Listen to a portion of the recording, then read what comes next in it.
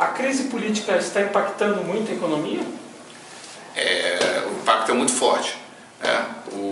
Essa crise já vem desde o final do processo eleitoral, no final de 2014, e ela tem sido um elemento decisivo, nessa crise econômica. Isso decorre do fato de uma certa insegurança dos agentes econômicos em relação principalmente à realização de investimentos.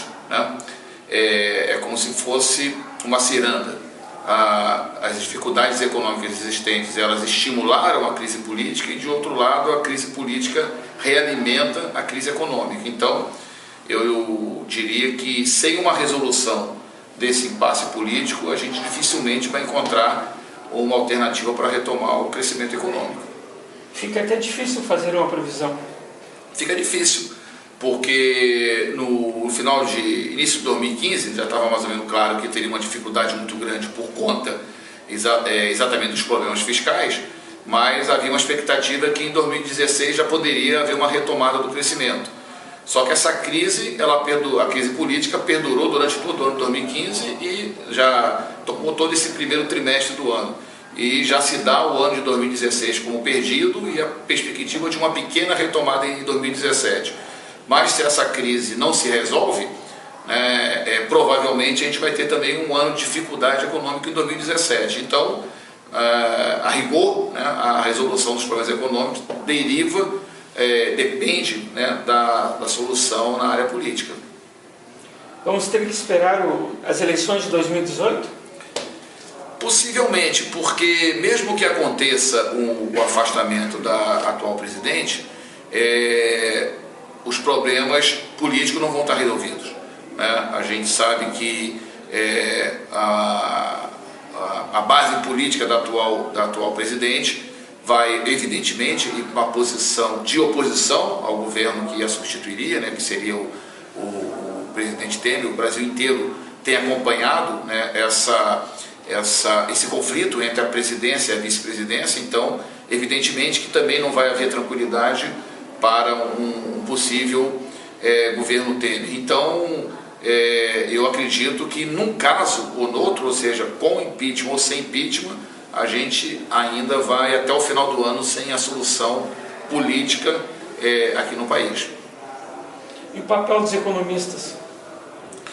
Bom, não fosse a crise política, eu acho que tem alguns elementos importantes já no nosso cenário, da perspectiva exclusivamente econômica, que apontam para um quadro menos complicado. Por exemplo, o cenário externo. O cenário externo teve muito difícil há 2 anos atrás. O Brasil amargou um recorde em termos de transações correntes de 104 bilhões de dólares, 4,5% do PIB. A perspectiva esse ano é que esse déficit caia para 15 bilhões de dólares, algo em torno de 1% do PIB. Absolutamente coberto pelos investimentos diretos, um montante 4 vezes maior. Então, isso foi propiciado pela correção do câmbio, que favoreceu bastante as nossas contas externas. O cenário também na área de inflação é favorável, até por conta da recessão econômica. Então a gente tem uma inflação em queda livre, pela primeira vez em muitos anos. Provavelmente os chamados preços livres, eles vão estar abaixo da média da própria inflação. Agora o problema está muito focado na questão da taxa de juros. A taxa de juros continua muito elevada e ela tem emperrado qualquer possibilidade de retomada, porque ela inibe o investimento privado, ela retira recursos do investimento público em função dos gastos com juros da dívida pública, e de outro lado ela desestimula o consumo. Então, se não houver uma reviravolta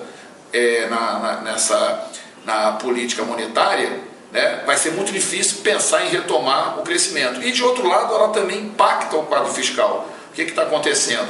A gente está tendo um problema fiscal muito mais por uma redução da receita do que propriamente por um aumento da despesa. Pelo contrário, as despesas até têm caído. O problema é que a receita despecou com a retração econômica. Então, se não retoma o crescimento econômico, a gente não vai conseguir solucionar o problema fiscal. Tá certo? Então, eu diria que a bola da vez agora, de alguma forma, equacionado o problema de cambial minimizado o problema inflacionário, eu acho que está na hora do Banco Central, tem a próxima reunião do Copom agora, que é 27 e 28 de abril, eu acho que já deveria, né, iniciar um curso de redução da taxa básica de juros. Essa é a posição do Conselho Federal de Economia. Durante todo o ano passado, particularmente no segundo semestre, a gente colocava essa necessidade, e mais do que nunca agora, na medida que a própria pressão inflacionária ela deu um certo descanso. Então, talvez aí esteja a solução para que a gente possa, em melhorando o quadro econômico, também ajudar um pouquinho o cenário político. Ótimo. Bom, Okay? Jairo me manda foto amanhã.